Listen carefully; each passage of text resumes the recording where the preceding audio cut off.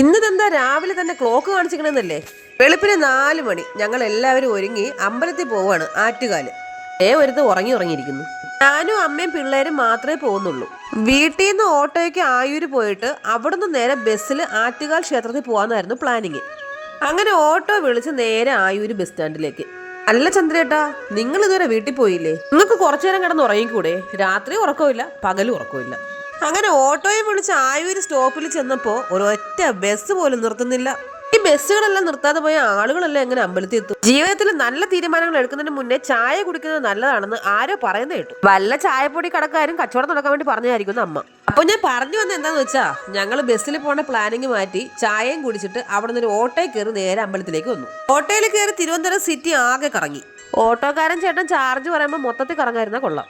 ജനിച്ചതും വളർന്നതും, അതായത് എന്റെ ജന്മസ്ഥലം തിരുവനന്തപുരം ആണെങ്കിലും ഞാൻ ഇന്ന് വരെ ആറ്റുകാൽ പൊങ്കാലയ്ക്ക് പോയിട്ടില്ല. ഈ വർഷവും പൊങ്കാല ഇടാനല്ല, പൊങ്കാല കാണാനാണ് ഞങ്ങൾ വന്നിരിക്കുന്നത്. അങ്ങനെ പൊങ്കാല വിശേഷങ്ങളെല്ലാം കണ്ടു നടന്നപ്പോൾ പെട്ടെന്ന് വയറിനകത്തുനിന്ന് ഒരു തീയും പുകയും കരിഞ്ഞ മണവും.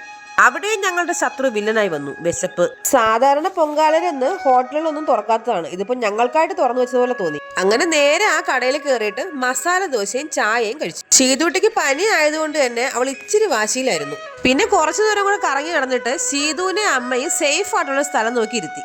ഇനി നിങ്ങൾ അങ്ങോട്ട് കാണാൻ പോകുന്നതെല്ലാം നമ്മുടെ ആറ്റുകാൽ പൊങ്കാല വിശേഷങ്ങളാണ്.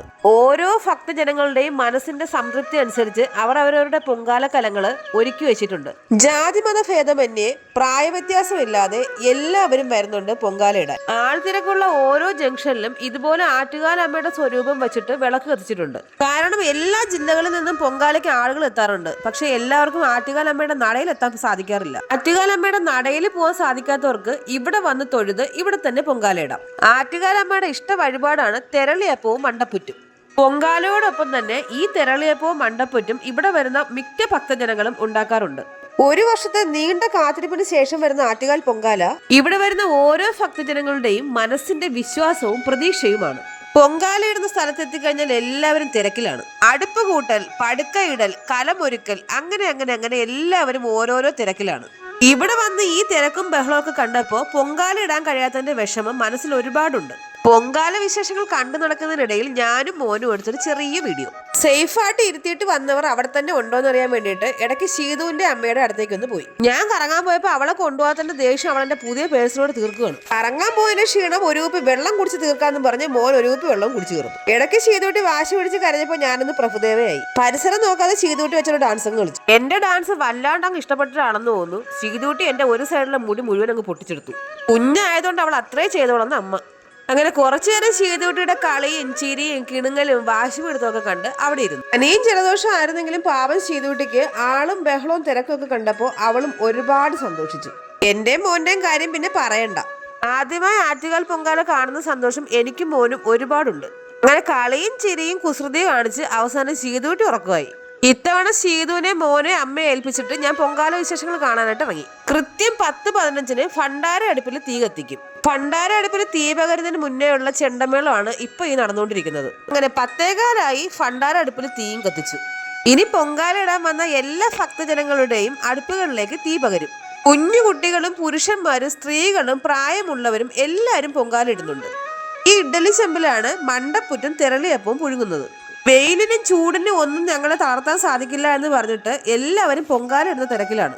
ഇവിടെ കൂടെയൊക്കെ വീഡിയോ എടുത്ത് നടന്നിട്ട് തന്നെ എന്റെ കണ്ണിൽ കൂടി വെള്ളം വന്നുകൊണ്ടേ ഇരിക്കുമായിരുന്നു. ഈ പൊങ്കാല ഇടുന്ന ആളുകൾ എല്ലാവരും സമ്മതിക്കണം. വെയിലാണെങ്കിൽ ഒരു ദാക്ഷിണ്യം ഇല്ലാതെ കത്തി ജ്വലിച്ച് നിൽക്കുകയാണ്. പക്ഷെ അതൊന്നും പൊങ്കാല ഇടുന്നവർക്ക് ഒരു പ്രശ്നമേ അല്ല.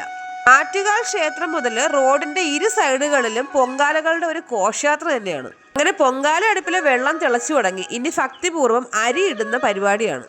ഓരോരുത്തരും ഓരോരോ പ്രതീക്ഷകളോടുകൂടിയാണ് ഓരോ പൊങ്കാല ഇടുന്നത്. ഓരോ മത ആചാരങ്ങളും ഓരോ മനുഷ്യരുടെ മനസ്സിന്റെ വിശ്വാസങ്ങളാണ്. അത് ഒരിക്കലും തകർക്കാതെയും തകരാതെയും ഇരിക്കട്ടെ. ദേ കണ്ടില്ലേ, പുരുഷന്മാർ വരെ ഇവിടെ പൊങ്കാല ഇടുന്നുണ്ട്. ദേ കണ്ടില്ലേ, എല്ലാവരുടെയും പൊങ്കാലകള് തിളച്ചു മറിയുന്നുണ്ട്.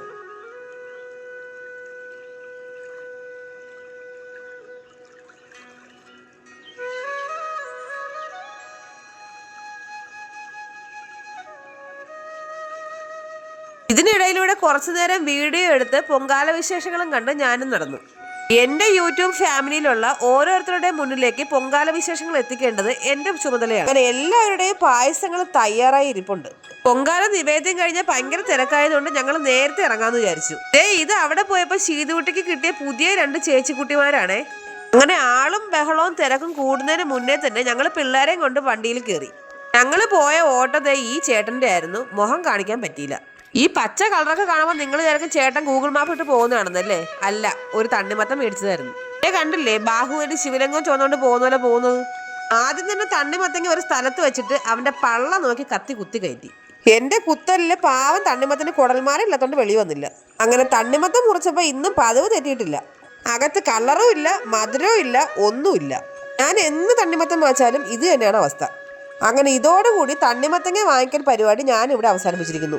ഈ വ്ലോഗിൽ എന്താ ചേച്ചി കോമഡി ഇല്ലാത്തതെന്ന് ചോദിക്കുന്നവരോട്, വ്രത അനുഷ്ഠാനങ്ങളോടുകൂടി നടത്തുന്ന ആറ്റുകാൽ പൊങ്കാലയാണ് ഇത്. ഇതിനിടയ്ക്ക് കോമഡി പറഞ്ഞിട്ട് വേണം ഇനി നാളെ എല്ലാവരും കൂടെ ചേർന്ന് എന്നെ പൊങ്കാലയിടാൻ. അപ്പൊ നമ്മുടെ ചാനൽ എല്ലാവരും സബ്സ്ക്രൈബ് ചെയ്ത് സഹായിക്കണേ. ഇന്നത്തെ വീഡിയോ ഇത്രയേ ഉള്ളൂ. അപ്പൊ പുതിയൊരു വീഡിയോയിലേക്ക് കാണുന്നവരേക്കും എല്ലാവർക്കും ടാറ്റാ.